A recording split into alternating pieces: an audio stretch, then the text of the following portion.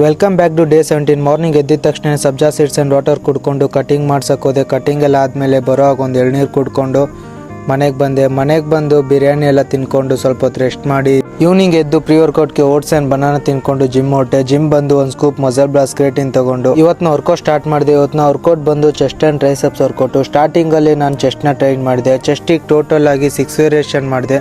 Day start ಮಾಡಿದಾಗಿಂದ muscle growth ಅಂತೂ ಚೆನ್ನಾಗಿ ಆಗ್ತಿದೆ, ನೀವೇ ಅಬ್ಸರ್ವ್ ಮಾಡ್ಬೋದು. ಚೆಸ್ಟ್ ವರ್ಕೌಟ್ ಎಲ್ಲ ಕಂಪ್ಲೀಟ್ ಮಾಡಿಕೊಂಡು ನೆಕ್ಸ್ಟು ಟ್ರೈಸೆಪ್ಸ್ನ ಟ್ರೈನ್ ಮಾಡಿದೆ.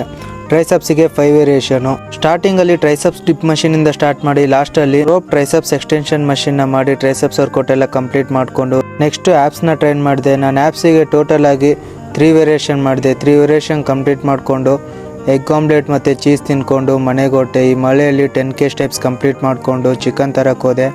ಚಿಕನ್ ಎಲ್ಲ ತೊಗೊಂಡು ಮನೆಗೆ ಬಂದು ಬನಾನಾ ಶೇಕ್ ಮಾಡ್ಕೊಂಡು ಕುಡಿದು ಇವತ್ತು ಊಟಕ್ಕೆ ಚಿಕನ್, ರೈಸ್ ಆ್ಯಂಡ್ ವೆಜಿಟೇಬಲ್ಸ್ ಎಲ್ಲ ಆ್ಯಡ್ ಮಾಡಿಕೊಂಡು ಡೇನ ಎಂಡ್ ಮಾಡಿದೆ. ಬಾಯ್ ಬಾಯ್, ಗುಡ್ ನೈಟ್.